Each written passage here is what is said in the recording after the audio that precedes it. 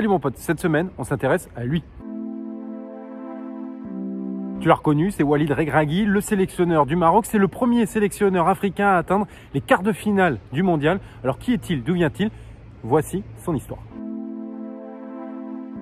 Regragui est né en Ile-de-France, à Corbeil-Essonnes, de parents marocains. Il a la double nationalité. Il tape le ballon dans le club local de sa ville natale et il joue dans l'équipe junior. Rudy Garcia, il entraîne l'équipe senior, le repère, il aime son profil et lui propose de jouer régulièrement donc avec l'équipe senior. Cela va durer 2 ans. Il porte ensuite le maillot du Racing Club de France et puis il devient professionnel tardivement à l'âge de 23 ans. Il signe son premier contrat pro au TFC. Là-bas, il joue en Ligue 2, marque son premier but en 99 face à Guignon et puis son club va monter en Ligue 1.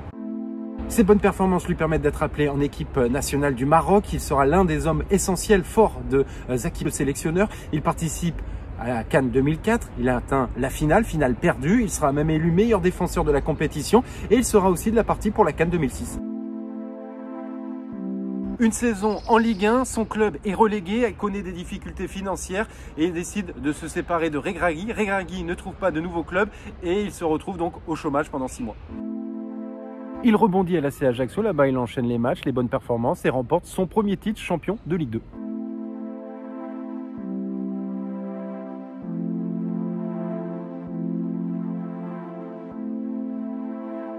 Première expérience à l'étranger, en Espagne, il signe à Santander, il y reste 2 ans, revient en France, à Grenoble, puis Dijon.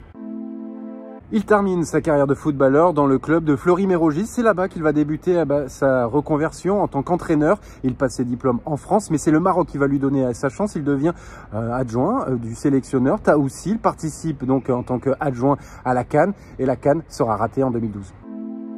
La suite sera que des succès puisqu'il remporte chaque année un championnat au Qatar par exemple avec Douai et puis dernièrement avec le Wydad il a remporté carrément la Ligue des champions africaine.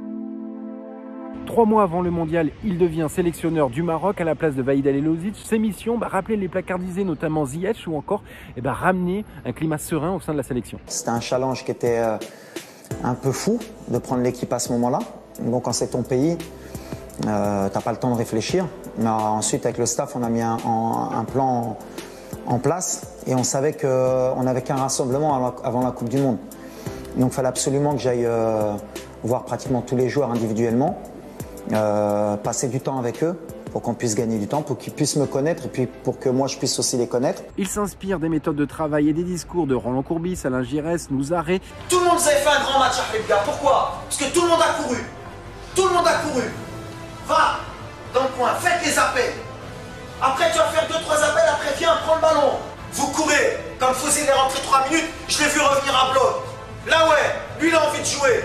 Lui, il est remplaçant quand il rentre, il a envie de jouer. Et puis, il a été aussi rencontrer Rudy Garcia à l'AS Roma pour obtenir quelques conseils. Sa méthode est simple, il privilégie le résultat à la manière. Et les joueurs adhèrent puisqu'ils aiment bien son franc-parler. J'ai commencé à faire passer un peu les messages importants que je voulais que les joueurs comprennent qu'on venait dans une compétition qui était importante pour notre pays, qu'on n'avait pas de temps, qu'il fallait qu'on fasse corps et que l'état d'esprit serait prioritaire, en tout cas à mon sens, pour qu'on puisse faire une bonne Coupe du Monde. Sa méthode fonctionne puisqu'il est en train d'écrire la plus belle histoire du football marocain. Les Lions de l'Atlas sont en quart de finale après avoir battu la Belgique en poule et surtout éliminé l'Espagne en 8e de finale.